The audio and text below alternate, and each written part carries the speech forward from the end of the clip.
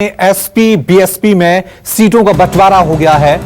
बड़ी खबर सामने आ रही है और कहा जा रहा है कि सीटों को लेकर अब यह तय हो गया है कि कौन सा दल कहां पर चुनाव लड़ेगा। महागठबंधन की सीट जो है वो फाइनल हो गई है। सीटों के नाम और जो संख्या है वो जारी कर दी गई है। 37 सीट सपा को और 38 सीट बसपा के कोटे में है। 5 सीटें छोड़ी गई हैं गठबंधन ने, जिसमें 2 कांग्रेस और 3 आरएलडी के लिए छोड़ी गई हैं। और अब जो कौन कौन सी ऐसे संसदीय क्षेत्र हैं जहां पर समाजवादी पार्टी लड़ेगी, जहां पर बीएसपी लड़ेगी, उनका ऐलान भी अब कर दिया गया है। उन्नाव, लखनऊ, इटावा, कन्नौज से समाजवादी पार्टी लड़ेगी। वहीं आपको बता दें कि अलीगढ़, आगरा से बीएसपी वहां पर चुनाव लड़ेगी। वहीं उन्नाव, लखनऊ, इटावा, कन्नौज से समाजवादी पार्टी अपना दमखम पेश करेगी। कानपुर, झांसी, बांदा, कौशांबी, फूलपुर से भी समाजवादी पार्टी चुनाव लड़ने जा रही है। इलाहाबाद, बाराबंकी, फैजाबाद, बहराइच से एसपी उम्मीदवार को मौका मिलेगा। चलिए इस खबर पे और ज्यादा अपडेट के लिए सीधा रुख करते हैं हमारे एसोसिएट एडिटर राजीव रंजन का। राजीव, बताएं जरा किस तरह से सीटों का बंटवारा किया गया है, कौन कौन से ऐसे इलाके हैं जो समाजवादी पार्टी के हिस्से में आए हैं और कहां पर मायावती अपना दावा पेश करेंगी।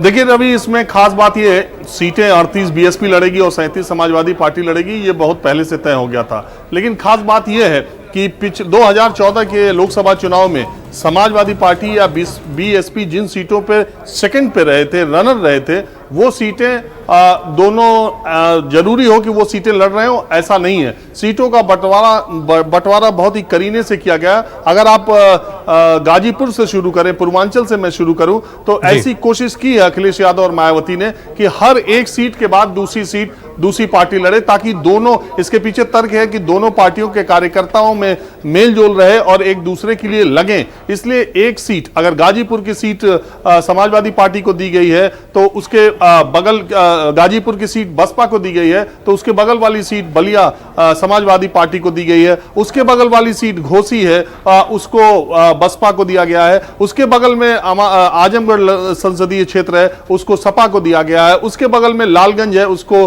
बसपा को दिया गया। ठीक इसी तरह से अगर आप पश्चिम में देखें तो नोएडा की सीट बीएसपी को दी गई है और गाजियाबाद की सीट समाजवादी पार्टी को दी गई है। मेरठ की सीट फिर बीएसपी को दी गई है। इस तरह से बहुत ही ख्याल करके ये कोशिश की गई है कि हर सीट के बगल सीट और मंडल में दोनों लड़े, ऐसा किया गया। हालांकि 2 जगह 2 पट्टी ऐसी है 3-3 लोकसभा क्षेत्रों की, जहां तीनों सीटें लगातार सपा को हैं और तीनों सीटें बसपा को हैं।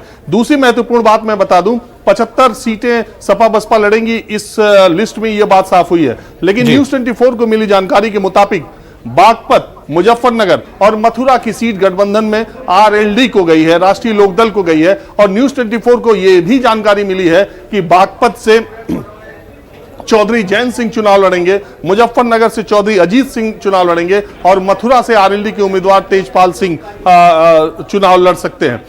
3 सीटें इनको हैं और अभी इस गठबंधन ने जो 2 सीटें छोड़ी हैं वो कांग्रेस पार्टी के लिए अमेठी और रायबरेली छोड़ी हैं। तो इस तरीके से अगर आप सीटों के बंटवारे को देखें, और एक महत्वपूर्ण बात और मैं रवि इसमें बता दूं जो बहुत ही सियासी दिलचस्पी की बात है। अगर आप देखें तो 2014 के 6 लोकसभा सीटें ऐसी थी जिसमें कांग्रेस पार्टी रनर रही थी। 2 सीटें अमेठी और रायबरेली में जीत हासिल हुई थी राहुल गांधी और सोनिया गांधी को।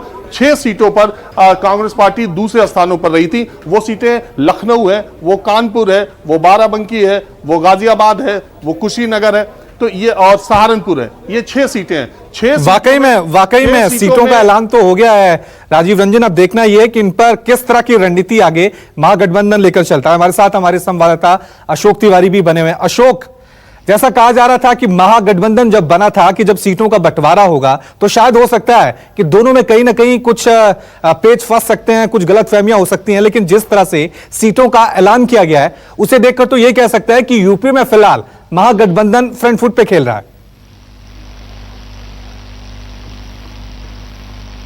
देखिए, बिल्कुल इस बात को बहुत ज्यादा बल उस बात से भी मिलता है कि आपको याद होगा कि कुछ दिन पहले अखिलेश यादव ने जो समाजवादी पार्टी के ऑफिस में प्रेस कॉन्फ्रेंस की थी और उनसे सीटों के बंटवारे को लेकर पूछा गया था, तो उन्होंने कहा था कि सीटों का बंटवारा तकरीबन तय है और जल्द ही इस बात की घोषणा भी कर दी जाएगी। लेकिन सबसे दिलचस्प आज का दिन इस लिहाज से भी माना जा रहा है कि अभी थोड़ी देर पहले मुलायम सिंह यादव समाजवादी पार्टी के ऑफिस में बैठे थे। उन्होंने कहा कि लोकसभा चुनाव में बीजेपी काफी आगे निकल चुकी है और समाजवादी पार्टी और बीएसपी अभी तक उम्मीदवार तय नहीं कर पाई है। और उसके थोड़ी देर बाद ये प्रेस नोट खासतौर से बीएसपी की तरफ से यानी बहुजन समाज पार्टी की तरफ से प्रेस नोट जारी किया जाता है और उसमें दोनों नेताओं के दस्तखत भी हैं, अखिलेश यादव और मायावती के। और उसके बाद जो सीटें हैं उसका आंकड़ा सार्वजनिक कर दिया जाता है कि 37 सीटों पर समाजवादी पार्टी चुनाव लड़ेगी, 38 सीटों पर बीएसपी चुनाव लड़ेगी। 2 सीटें जैसा कि पहले भी आपको बताया गया कि अमेठी और रायबरेली पर कांग्रेस चुनाव लड़ेगी, उसके लिए वो सीटें छोड़ी गई हैं। और एक सीट अपने कोटे से अखिलेश यादव ने आरएलडी के छोड़ी, यानी अब 3 सीटों पर राष्ट्रीय लोकदल चुनाव लड़ेगा। तो गठबंधन में किसी तरह का फिलहाल कोई पेच नहीं है। हालांकि यह जरूर सोचा जा रहा था कि शायद जब